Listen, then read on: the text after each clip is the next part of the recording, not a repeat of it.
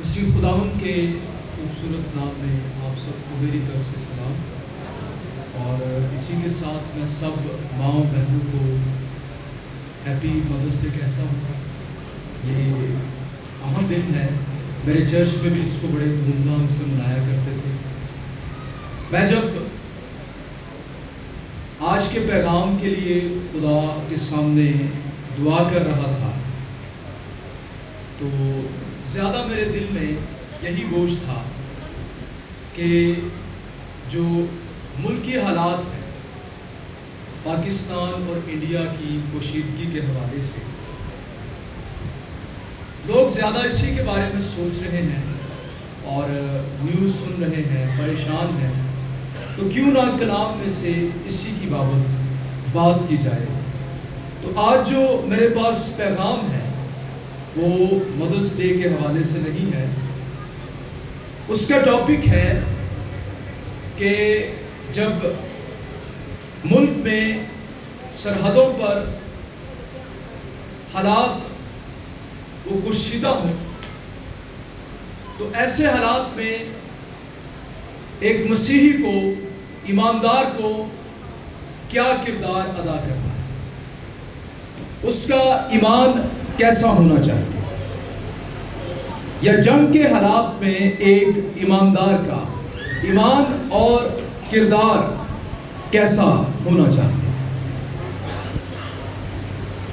خداوند یسوع نے متی کی انجیل 5 باب میں کہا کہ تم زمین کے نور اور نمک ہو، تمہیں وہ شہر بننا ہے جو پہاڑ پر بسا ہوا ہے، ایسا شہر جس کی روشنی سب دیکھ سکتے ہیں۔ میرے عزیزو، کلیسیا چرچ ایک ایسی جگہ ہے جہاں پر عام لوگ نہیں ہیں۔ یہ ایسے لوگ ہیں جو خداوند یسوع پر ایمان رکھتے ہیں، جو زندہ ہوا ہے، اور یہی وہ لوگ ہیں جن کے پاس ہر طرح کے حالات میں امید موجود ہوتی ہے۔ یہی وہ لوگ ہیں جن کے پاس ہر طرح کے حالات میں امید، اطمینان اور تسلی کا پیغام موجود ہوتا ہے۔ تو ہمیں غور کرنا ہے، انسان ہوتے ہوئے ڈرنا، فکر کرنا، پریشان ہونا، مضطرب ہونا واجب ہے۔ پریشانی، فکر یہ گناہ نہیں ہے، یہ ایک جذبہ ہے، لیکن پریشانی اور فکر میں گرفتار ہو جانا، پینک ہو جانا، یہ گناہ ہے۔ میں نے دیکھا ان دنوں میں ہمارے لوگ وہ کافی ڈر گئے، کافی پریشان تھے۔ حالات کسی بھی وقت نامساعد ہو سکتے ہیں۔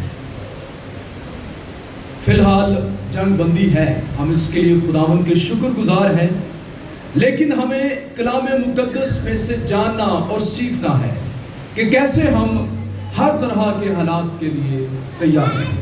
تو آئے خدا کے کلام میں سے اس کو دیکھنا شروع کریں۔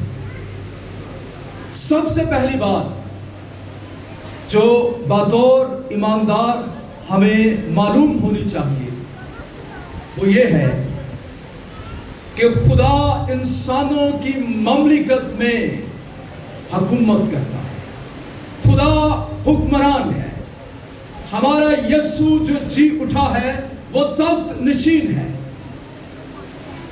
اس کے لیے میں آپ کے سامنے دانیل کی کتاب کا صحیفہ رکھوں گا۔ دانیل کی کتاب کا موضوع ہی تخت نشین ہے۔ وہ آدمیوں کی سلطنت کے درمیان حکومت کرتا ہے، وہ بادشاہوں کا بادشاہ اور خداوندوں کا خداوند ہے۔ مصر کے بعد بابلی حکومت ایک بہت مضبوط، بڑی، طاقتور، وسیع تر حکومت تھی۔ اس کا جو حکمران نبوکت نصر تھا، تاریخ میں اس کو طاقتور ترین मजबूत तरीन हुक्मरानों में से एक माना जाता है, और ये जालिम भी बहुत ज्यादा। जब इसने इसराइलियों पर हमला किया, यरूशलेम को बर्बाद कर दिया, तो आखिरी यहूदी बादशाह था सिदकिय्याह। उसकी आंखों के सामने इसने उसके 70 बेटों को पहले हलाक किया और फिर उसकी आंखें निकाल दी। उसने अपनी आंखों के साथ जो आखिरी हौलनाक मंजर देखा, वो अपने बेटों को मरते हुए देखा। और इसके बाद उसने बहुत सारे लोगों को असीर कर लिया। उनमें से 4 लोग जिनका जिक्र दानियल की किताब में, खुद दानियल और फिर उसके 3 दोस्त जिनको हम सदरक, मेशक, अबदनगो के नाम से जानते हैं, इनको भी साथ में असीर करके ले जाया गया। अपने मुल्क से ये बाहर हैं, इनका मुल्क बर्बाद हो चुका है। शरीयत को मानने वाले नौजवान हैं, यहोवा पर ईमान रखते हैं, और इनके लिए शाही खुराक मुकर्रर की गई। इन्होंने इनकार कर दिया, कहा हमें 10 रोज आजमाओ, सादा ग़िज़ा हमें दो, साग पात हमें दो। जो सरदार था वो कहने लगा, तुम मेरे सर को बादशाह के सामने खतरे में क्यों डालते हो?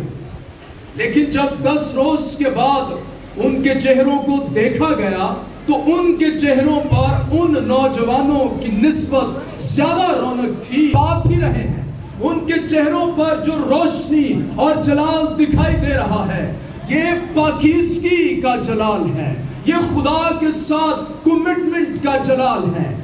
दानियल कहता है कि मैंने अपने दिल में इरादा कर लिया है कि अपने आप को शाही खुराक से नापाक नहीं करूंगा।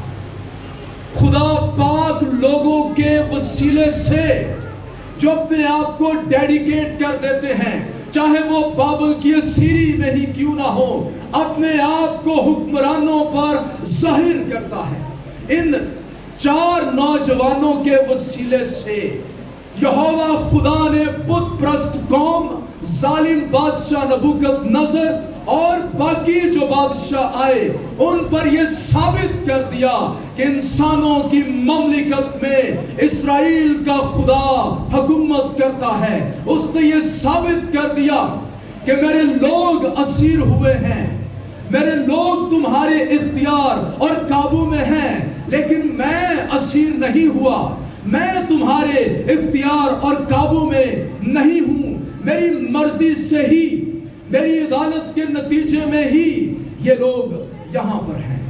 दूसरे चैप्टर में लिखा है, नबूकदनेस्सर बादशाह को ख्वाब आता है। उस ख्वाब में खुदा उसे आने वाले वक्त के बारे में बताता है।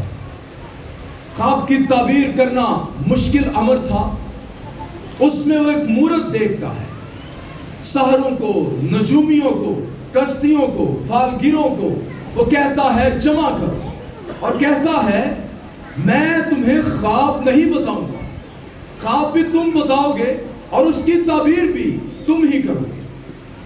वो कहने लगे, बादशाह इंसान के लिए यह मुमकिन नहीं है। देवता जिन वो यहां इंसानों के दरमियान नहीं रहते, वही ये कर सकते हैं। बादशाह गुस्से में आ गया, कहने लगा तुम बहानेबाजी करते हो, मैं जानता हूं तुम्हारे पास कोई कुदरत नहीं। उसने हुक्म दे दिया, जितने हकीम हैं बाबुल में वो सब के सब हलाक कर दिए जाए। और जो दानियल था वो भी इन्हीं में शामिल था। वो 10 दर्जे बेहतर निकला था। दानियल को भी पता चला, लेकिन दानियल पैनिक नहीं हुआ। दानियल ने क्या किया? 17वीं आयत में लिखा है, तब दानियल ने अपने घर जाकर हनन्याह और मिसाइल और अजरिया अपने रफीकों को इतला दी, आओ दुआ करें, आसमान के खुदा के सामने झुके। और ईमान उनका क्या है कि तू भेदों को खोलने वाला है। वो दुआ क्या करता है? 21वीं आयत में लिखा है, वही वक्तों और जमानों को तब्दील करता है असीरी में, اپنے ملک سے باہر، ان کے لوگ یہودی لوگ اسیری میں، لیکن ان کا ایمان دیکھیں، وہی بادشاہوں کو معزول اور قائم کرتا ہے۔ یہ دانیل کا ایمان ہے کہ اگر نبوکد نظر بادشاہ اس وقت حکمران ہے اور اس کے تحت بہت ساری امتوں کو، اہل لغت کو خدا نے کیا ہے، تو یہ اس کی طرز سے ہے، اور قائم کرتا وہی حکیموں کو حکمت اور دانش مندوں کو دانش عنایت کرتا ہے، وہی گہری اور پوشیدہ چیزوں کو ظاہر کرتا ہے، اور جو کچھ اندھیرے میں ہے اسے جانتا ہے، نور اسی کے ساتھ ہے۔ یہ دانیل کا فیت ہے۔ ایسے ایمان رکھنے والے لوگوں کے وسیلے سے خدا ثابت کرتا ہے کہ میں انسانوں کی مملکت میں حکمران ہوں، میں تیرا شکر کرتا ہوں۔ موت کا حکم ہے، لیکن پھر بھی کیا کر رہا ہے؟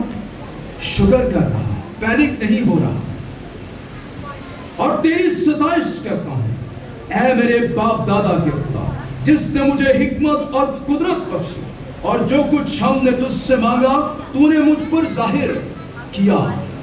یہ جاتا ہے اور بادشاہ کو نہ صرف تعبیر بلکہ خواب بھی بتا دیتا ہے، اور بادشاہ کہتا ہے، تب نبوکد نظر بادشاہ نے منہ کے بل گر کر، بادشاہ گر رہا ہے، بڑا حکمران ہے، لیکن گر کر دانیل کو سجدہ کیا اور حکم دیا کہ اسے ہدیے دے، اس کے سامنے بخور جلائیں۔ بادشاہ نے دانیل سے کہا، فی الحقیقت تیرا خدا، کس کا خدا؟ تیرا خدا، معبودوں کا معبود اور بادشاہوں کا خداوند اور بھیدوں کا کھولنے والا، کیونکہ تو اس راز کو کھول پایا ہے۔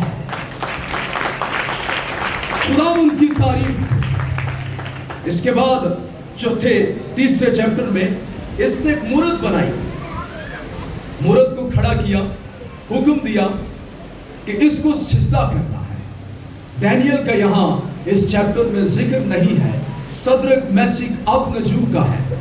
آپ جانتے ہیں اس واقعے کو، 7 گنا بھٹی تیز کی گئی، ڈالنے والے خود جھلس گئے، لیکن جب اس نے دیکھا تو کہنے لگا، بھائی 3 لوگ ڈالے تھے، یہ چوتھا کون سا ہے؟ اس چوتھے کی شکل تو اللہ زادہ کی مانند دکھائی دیتی ہے، یہ تو اندر چل پھر رہے ہیں، یہ تو چل نہیں رہے۔ اور جب ان تینوں نوجوانوں کو، یہ کوئی بڑے بزرگ نہیں تھے جی، یہ نوجوان تھے، لیکن دیکھیں ان کی خداوند میں مضبوطی اور گہرائی، ان کے ایمان کی طاقت دیکھیں۔ ان کو کہا جاتا ہے، بھائی اگر سجدہ نہ کیا تو تم آگ کی بھٹی میں پھینکے جاؤ۔ جواب انہوں نے کیا دیا؟ دیکھ ہمارا خدا، کنا دا خدا؟ ہمارا خدا۔ یہ گواہی ہے ایمان کی۔ کہتے ہیں، دیکھ ہمارا خدا جس کی ہم عبادت کرتے ہیں، ہم کو آگ کی جلتی بھٹی سے چھڑانے کی قدرت رکھتا ہے۔ آپ ہر سنڈے جس خدا کی عبادت کرتے ہیں، کیا آپ کا ایمان ہے کہ وہ آپ کو چھڑانے کی قدرت بھی رکھتا ہے؟ وہ آگ کی بھٹیوں میں آپ کے لیے آ سکتا ہے؟ آپ کا ایمان ہے؟ دارا بادشاہ نے بھی کہا نا، جس خدا کی تو عبادت کرتا ہے دانیل، کیا وہ زندہ ثابت ہوا؟ تھنیو آواز اے بادشاہ، تیری خیر ہوئے، میں زندہ ہوں، میرا خدا زندہ ثابت ہوا ہے۔ کیا جس کی ہم عبادت کرتے، ہم اچھے گیت گا رہے تھے، جوش سے گا رہے تھے، برکت پا رہے تھے، لیکن کیا یہ عبادت کرنے کی حد تک ہی؟ جب جنگ آ گئی، پینک ہم اس وقت ہو جائیں، پریشان ہو جائیں، حوصلے چھوڑ دیں۔ جنگ کی بات نہیں، صرف زندگی میں بھی بڑی بڑی جنگیں ہوتی ہیں۔ ہماری جو ذاتی جنگیں ہیں، حالات کے ساتھ، بیماریوں کے ساتھ، گناہگار انسان جو ہماری مخالفت میں کھڑے ہو جاتے ہیں، تو کیا ہم پینک ہو جائیں؟ نہیں، ہم جس خدا کی عبادت کرتے ہیں وہ ہمیں چھڑانے کی قدرت رکھتا ہے. لیکن آگے دیکھیں وہ ایمان کے نیکسٹ لیول پر ہے. ان کا نیکسٹ لیول درجہ ایمان کا کیا ہے؟ اے بادشاہ وہی ہم کو تیرے ہاتھ سے چھڑائے گا، اور نہیں تو اے بادشاہ، یہ جو ہے نا اور نہیں تو، اس کا مطلب یہ ہے چلو نام ہی چھڑائے، کئی دفعہ نہیں بھی چھڑاتا، اس کا کوئی بگر پرپس ہوتا ہے. عبرانیوں میں لکھا ہے بعض مار کھاتے کھاتے مر گئے، رہائی قبول نہ کی. کئی بار وہ جانے دیتا ہے موت کے منہ میں، شہید ہونے دیتا ہے. کہتے ہیں اور نہیں تو اے بادشاہ تجھے معلوم ہو ہم تیرے معبودوں کی عبادت نہیں کریں گے، اور اس سونے کی مورت کو جو تو نے نصب کی ہے سجدہ نہیں کریں گے. نہ بھی بچائے تو پھر بھی تیری مورت کو سجدہ سی نہیں اترتا، تو جو مرضی کر. خدا نے اپنی قدرت کو دکھایا، دوبارہ سے خدا نے ثابت کیا. ابھی خدا نبوکت نظر کو صرف یہ بتا رہا ہے کہ میں سب سے بڑا معبود ہوں. اینی کو سمجھ لگ گئی کہ یہ معبود سب سے بڑا ہے، کیونکہ جو بابلی لوگ تھے یہ بہت سارے معبودوں کو مانتے تھے. ان کا جو تعلق ہے مسوپوتامیہ سے پیچھے جا کر ملتا ہے، جو شروع سے ہی بت پرستی کرتے تھے، بل مردوک کی، استرات کی اور بہت سارے دیوتاؤں کی. اس نے اقرار کیا، کہتا ہے پس نبوکت نظر نے پکار کر کہا صدرک اور میشک اور ابدنجو کا خدا مبارک ہو، جس نے اپنا فرشتہ بھیج کر اپنے بندوں کو رہائی بخشی، جنہوں نے اس پر توکل کر کے بادشاہ کے حکم کو ٹال دیا اور اپنے بدنوں کو نثار کیا کہ اپنے خدا کے سوا کسی دوسرے معبود کی عبادت اور بندگی نہ کریں. اس لیے میں یہ فرمان جاری کرتا ہوں، جو قوم یا امت یا اہل لغت صدرک اور میشک اور ابدنجو کے خدا کے حق میں کوئی نامناسب بات کہے، ان کے ٹکڑے ٹکڑے کیے جائیں گے. کس کے سبب سے ہوا؟ صدرک میشک اور ابدنجو کی دلیرانہ گواہی کے سبب سے. مسیحو کیا صدرک میشک ابدنجو کا خدا ہمارا خدا نہیں؟ کیا وہ آج بدل گیا؟ وہ آج بھی وہی خدا ہے، اور ان کے گھر مزبلہ ہو جائیں گے، کیونکہ کوئی دوسرا معبود نہیں جو اس طرح رہائی دے سکے. پھر بادشاہ نے صدرک میشک اور ابدنجو کو صوبہ بابل میں سرفراز کیا. خدا نے یہ ثابت کر دیا میں ہی معبود ہوں. لیکن ایک اور پوائنٹ تھا جہاں تک خدا نبوکت نظر کو لانا چاہتا، وہ ہوتا ہے چوتھے چیپٹر. چوتھے چیپٹر میں یہ اپنی خود گواہی دیتا ہے. یہ سمجھتا تھا چلو خدا معبود ہے، باقی معبودہ معبود اور بھی بڑے معبود ہیں. اس کی ایک لمبی لسٹ تھی، اس لسٹ میں اس نے یہوہ خدا کو بھی شامل کر دیا. لیکن اپنے معبودوں کی پرستش کرنا اس نے نہ چھوڑا. خدا ہماری زندگی میں کام کرتا، ہمیں دکھاتا میں کتنا قادر ہوں. ہماری زندگی میں اپنے بھی بنائے ہوئے بت ہوتے ہیں. ہماری اپنی ذات اکثر ایک معبود، کوئی انسان ایک معبود، ہمارا کریئر ہمارا معبود. ہم ان معبودوں کے ساتھ خدا کو بھی شامل کر لیتے ہیں، لیکن ہم ایبسلوٹلی اپنا آپ اسے نہیں دیتے. ہولینس میں چلنے کے لیے، محبت میں ترقی کرنے کے لیے، نجات کا تجربہ حاصل کرنے کے لیے ہم اپنا آپ اسے نہیں دیتے. اس نے بھی ایسا ہی کیا. لیکن پھر خدا نے عدل عدالت کی اور پھر اس نے خط لکھا. چوتھے چیپٹر میں لکھا ہے اس نے تمام لوگوں، امتوں، اہل لغت کو جو تمام روئے زمین پر سکونت کرتے ہیں خط لکھا. اس کو خواب آیا. خواب میں یہ کیا دیکھتا ہے کہ ایک درخت ہے، قدوسی حکم دیتے ہیں کاٹ دیا جائے، اس کا تنا رہنے دیا جائے، اور جو تنا ہے وہ زنجیروں سے باندھ کر رہنے دیا جائے. اور اب دیکھیں اس کی نااہلی، اس کے ایمان کی کمزوریاں. خدا آلریڈی یہ ثابت کر چکا ہے کہ میں رازوں کو کھولنے والا ہوں، اور اس نے یہ بھی ثابت کیا کہ دانیل میرا بندہ ہے، اور اس نے خود اقرار کیا کہ مقدس الہوں کا روح تجھ میں ہے۔ چوتھی آیت میں لکھا ہے، میں نبوکدنضر اپنے گھر میں مطمئن اور اپنے قصر میں کامران تھا۔ میں دونوں جانب کی بات کرتا ہوں۔ پاکستان انڈیا میں جو بھی حکمران نبوکدنضر کی طرح ہوگا، چاہے وہ اسے جانتا ہے نہیں جانتا، وہ خدا سے نہیں ڈرتا، اپنے آپ کو سوورن سمجھتا ہے، وہ سمجھتا ہے میں ہی سب کچھ ہوں، خدا اس کے ساتھ نبوکدنضر کی طرح پیش آئے گا۔ جو ظلم کرے گا، جو بدکاری کرے گا، جو خدا کا خوف نہ رکھتے ہوئے معصوموں کے ساتھ ناروا سلوک کرے گا، خدا اس کے اوپر ظاہر ہوا۔ خدا کا عام طریقہ کمیونیکیٹ کرنے کا وہ خواب ہے۔ خواب غیر ایمانداروں کو بھی آتے ہیں جو خدا کو نہیں جانتے۔ فرعون کو خواب آیا، ابی ملک کو خواب آیا۔ وہ فرعون جس نے سارا کو اپنے پاس رکھ لیا، خدا اس کے اوپر ظاہر ہوا۔ خدا خوابوں میں، رویاؤں میں ظاہر ہوتا ہے۔ حکمرانوں پر بھی خدا اپنی مرضی کو ظاہر کرتا ہے، اور یہ ایسا خواب تھا جس سے یہ بے چین ہو گیا۔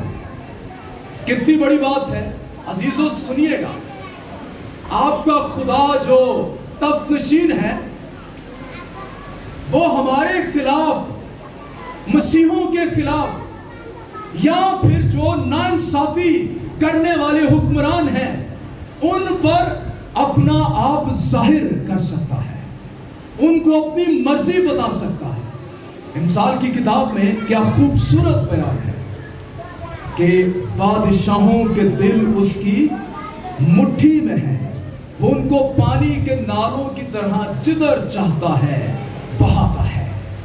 مکاشفہ کی کتاب کے پہلے چیپٹر میں ہی یوحنا نے یہ بات واضح کر دی کہ وہ حکمرانوں پر حاکم ہے۔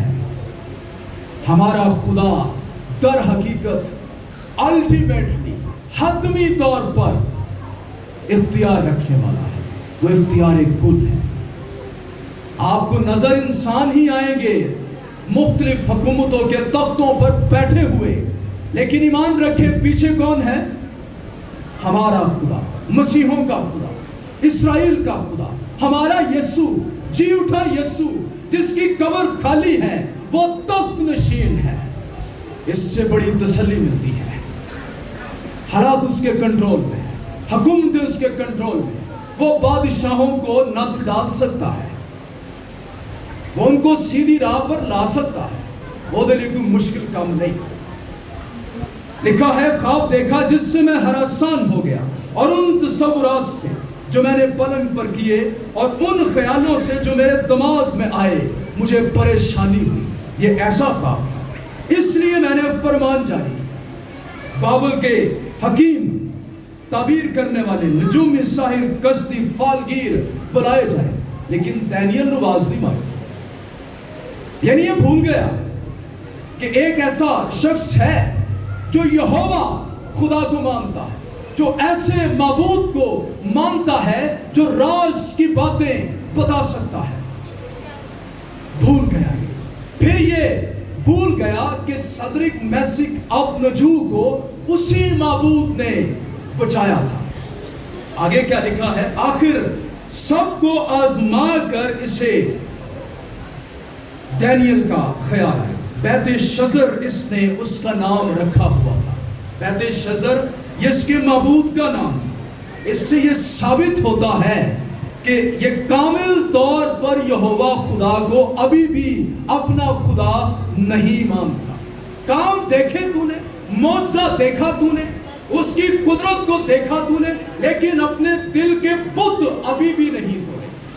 انہیں ایک انسان نو معبود دا نہ دے دیتا نا، ابھی بھی اپنے دل میں جھانک کر تو دیکھ، کتنے بت ہیں تیرے دل کے اندر۔ تیرا دل کیوں شادمان نہیں ہوتا؟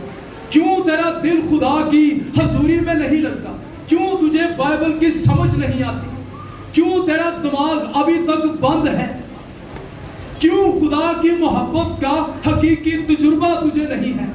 کیوں تجھے اس کے نجات دہندہ ہونے کا تجربہ نہیں ہے؟ کیونکہ تو اپنے بت کبھی توڑی نہیں. تو نے اپنے خود سے جو معبود رکھے ہیں انہی کو یاد رکھتا ہے، بھول جاتا ہے کہ یسوع نے تیرے لیے کیا کیا کیا. تو حلیم نہیں ہے. انسان اپنے لیے معبود اپنے جیسے اپنے مفاد کے لیے بناتا ہے.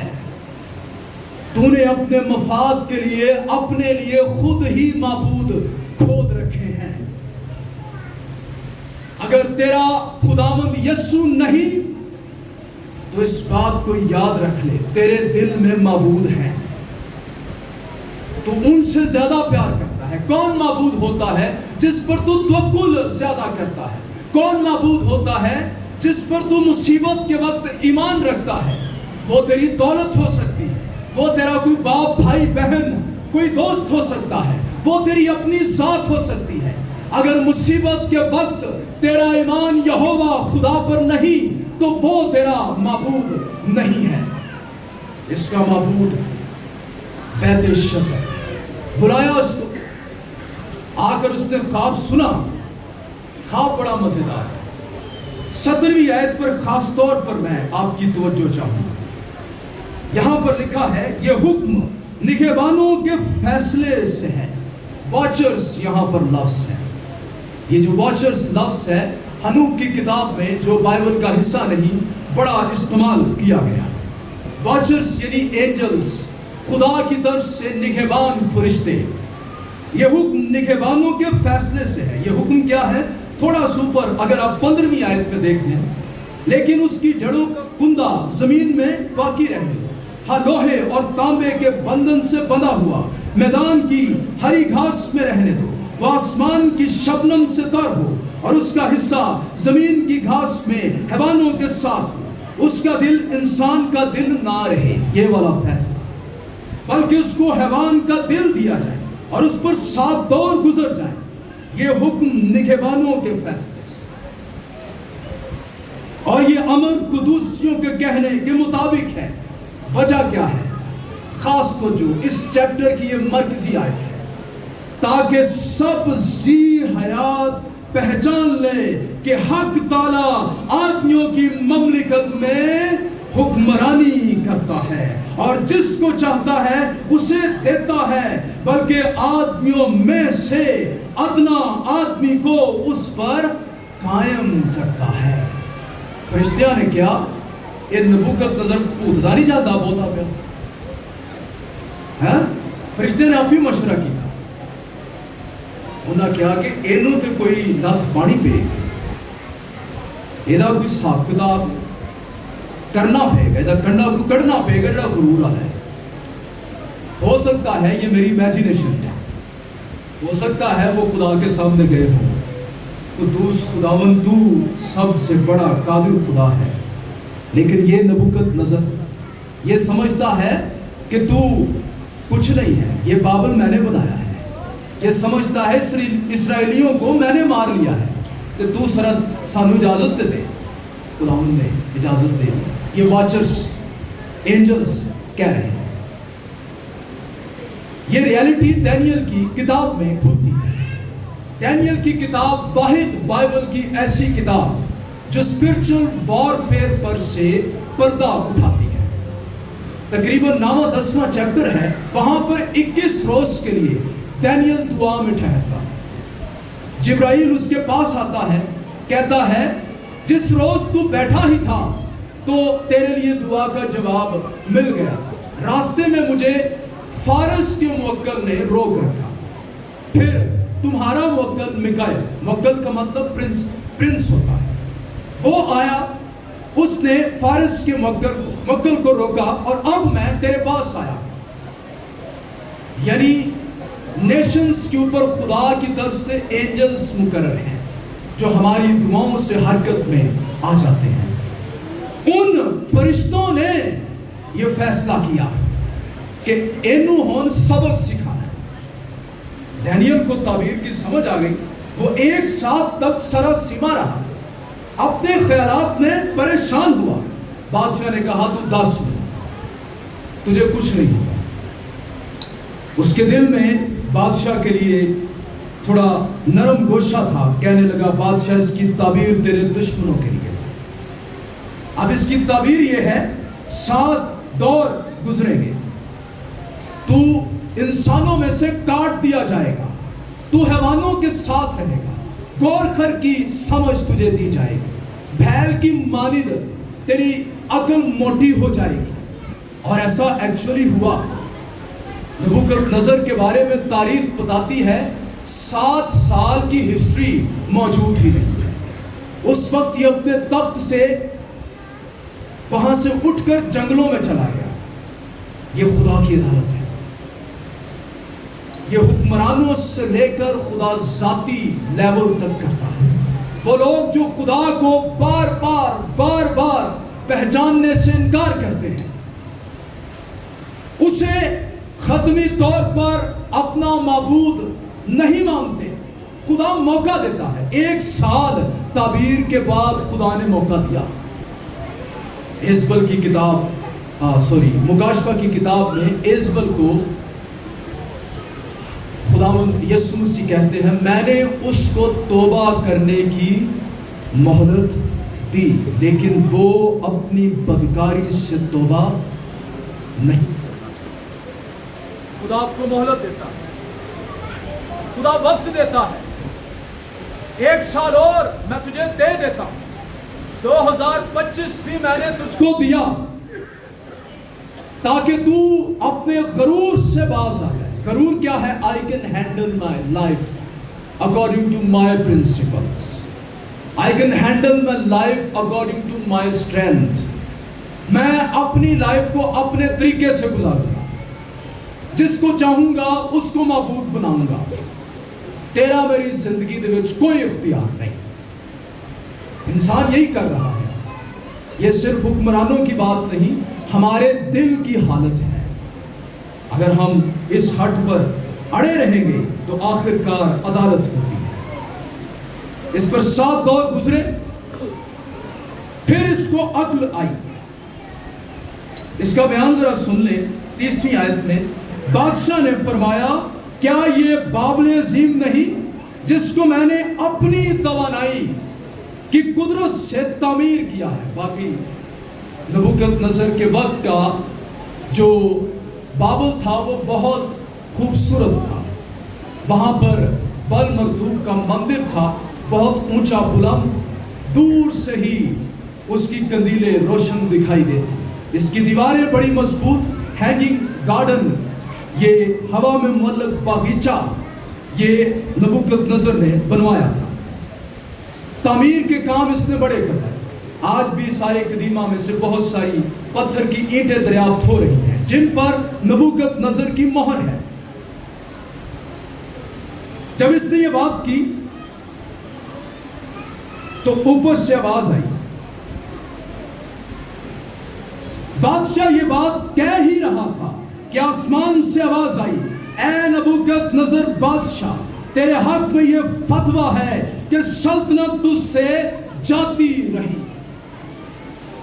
اور تجھے آدمیوں میں سے ہانک کر نکال دیں گے اور تم میدان کے حیوانوں کے ساتھ رہے گا اور بیل کی طرح گھاس کھائے گا اور 7 دور تجھ پر گزریں گے. تب تجھ کو معلوم ہوگا کہ حق تعالیٰ آدمیوں کی مملکت میں حکمرانی کرتا ہے اور اسے جس کو چاہتا ہے دیتا ہے. اس سے پہلے ایک اور بھی کردار بائبل میں موجود ہے, لوسیفر. غرور کیا, میں بڑی کرتا سی, میں اپنا تخت خدا تو اونچا لے گا, میں جماعت کے پہاڑ پر اپنا تخت لگاؤں گا, میں یہ کروں گا, میں وہ کروں گا. تو 6 مرتبہ یسایہ 14 باب میں میں کا ذکر ہے. یہ میں جو زیادہ کرتے ہیں, جو یسو کم کرتے ہیں, ہر جگہ میں کرتے ہیں, ان کے لیے سائن ہے, یہ نشان ہے, یہ پہچان ہے. سیلف سینٹرڈ ہے, وہ خود غرضانہ زندگی گزار رہے ہیں. کرائسٹ سینٹرڈ ان کی لائف نہیں ہے, سیلف سینٹرڈ ان کی لائف. جتنی مرضی تو پرستش کر لے, تو سارے 40 روزے بھی رکھ لے, تو دیگا بھی چڑھا لے, تو دے یقیاں بھی پوریاں ٹکا کے صحیح طرح ریگولر دے، تیری میں نہ مکی تے تو میں کر دے یسو دی عدالت دے تھلے آ۔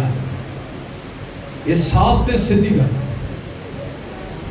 میرے بھائی میری بہن، اپنے آپ کو روحانی لوریاں دینا چھڑ دئیے ہیں۔ اے روحانی لوریاں نے، میں ہر سنڈے چرچ تے جانا، اور میں کی کرا کلام سننا، لیکن وہ 400 پھیری تیرے گھومدا رہندا ہے، کدی تیرے دل دے وچ نہیں آیا۔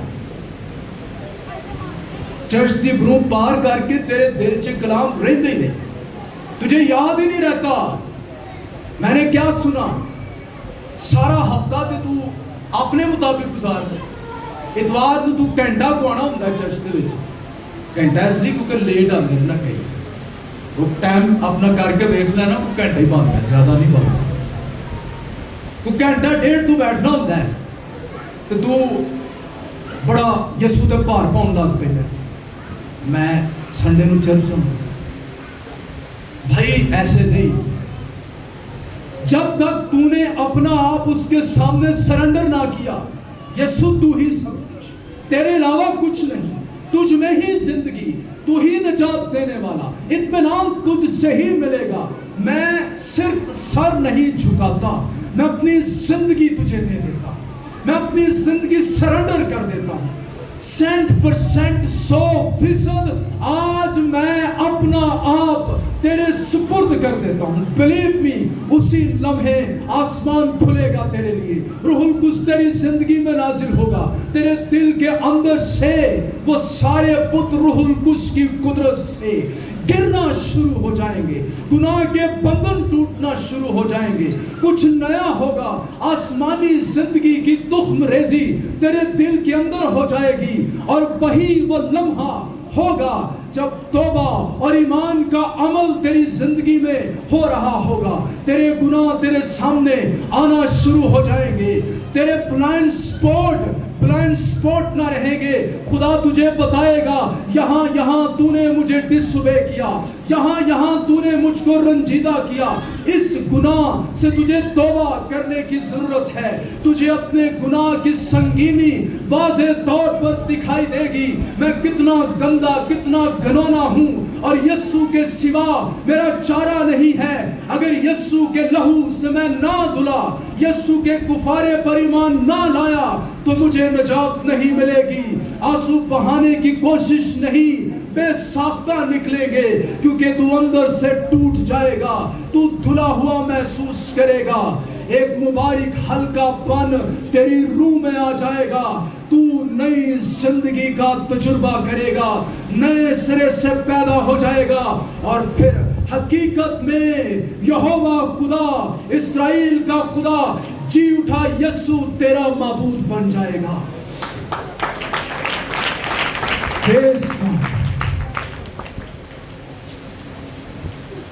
خدا مغروروں کا سامنا کرتا ہے جو اپنی زندگی اپنے مطابق گزارنا چاہتے ہیں۔ پہلی بات، پرسنل لائف سے لے کر ہر لیول تک یہ ایمان رکھیں کہ حتمی طور پر حکمران کون ہے؟ بولیے گا ایمانداروں، خداوند یسوع۔ انسانوں کی مملکت میں حکومت کون کرتا ہے؟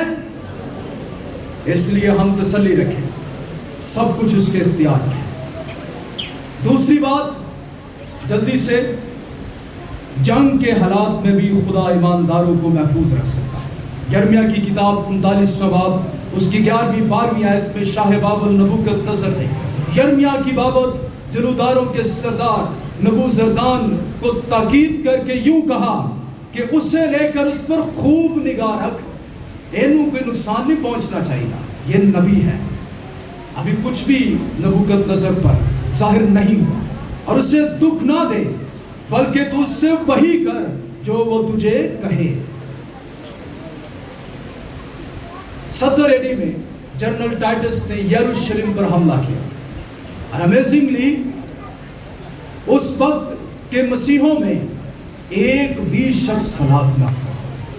یوسفیس مورخ یہ لکھتا ہے، متی کی انجیل 24واں باب میرے ساتھ کھولیے گا، یہاں پر خداوند یسوع نے تعلیم دی، پس جب تم اس اجاڑنے والی مغرور چیز کو جس کا ذکر دانیل نبی کی معرفت ہوا مقدس مقام میں کھڑا ہوا دیکھو، پڑھنے والا سمجھ لے، تو جو یہودیہ میں ہو وہ پہاڑوں پر بھاگ جائے۔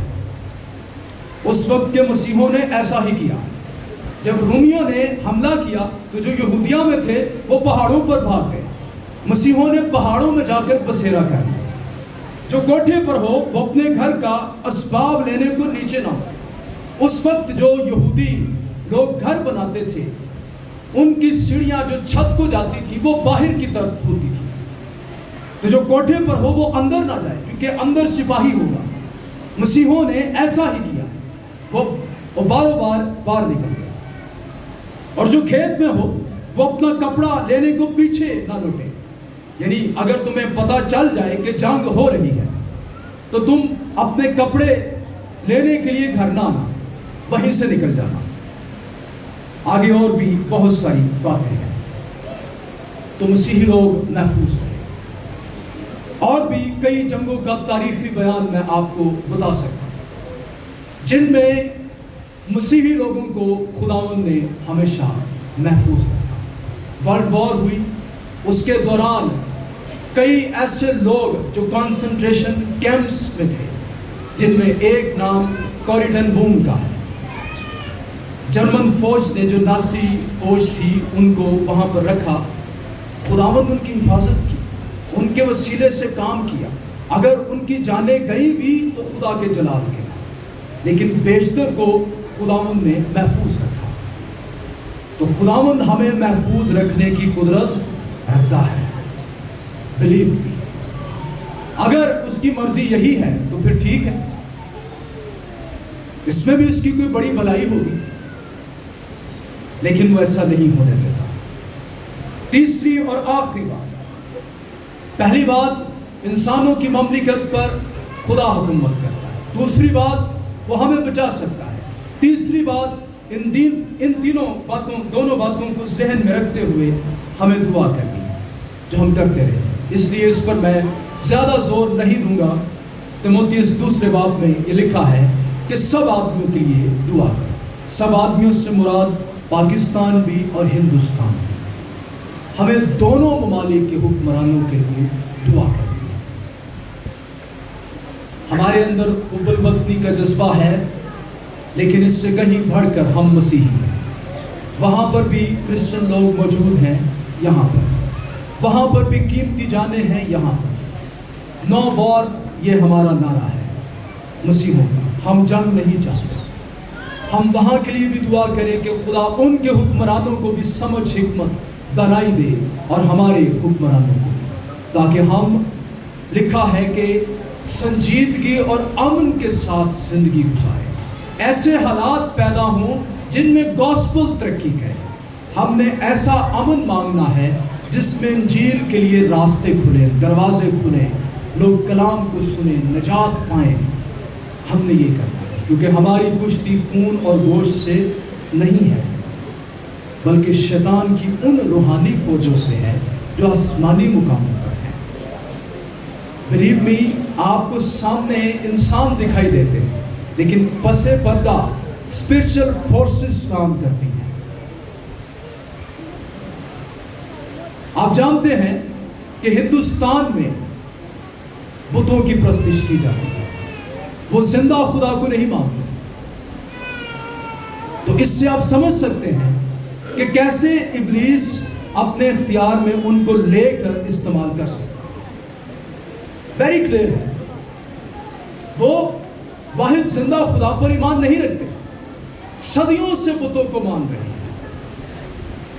دنیا کی نیشنز میں یہ چنیدہ نیشنز میں سے ایک ہے جو ابھی تک بتوں کا کھیڑا نہیں چھوڑ رہے، ابھی تک اس جہالت سے باز نہیں آئے۔ تو ایسے میں ان کو ضرورت ہے کہ زندہ خدا کے سامنے جھکیں۔ مذہبی تعصب بہت زیادہ ہے، وہاں پر اقلیتوں کو بہت اس حکومت میں ستایا جا رہا ہے۔ اگر کوئی حکمران ایسا کرے گا اور زندہ خدا کو نہیں مانے گا تو نبوکت نظر کی طرح اس کا حال ہوگا، لیکن ہم نے اس کے لیے شفاعت کرنی ہے۔ خدا ہندوستان پر بھی رحم کرے، پاکستان پر بھی کرے، اور سب کانٹیننٹ جو پہلے ہوتا تھا، اس میں جتنے ممالک ہیں، بنگلہ دیش، سری لنکا، انڈیا، پاکستان، ان سب پر انجیل کی روشنی چمکے۔ ہماری دعا ہے۔ آئیں عزیزو، اپنی آنکھیں بند کریں اور ہم ان باتوں کو لے کر دعا کریں۔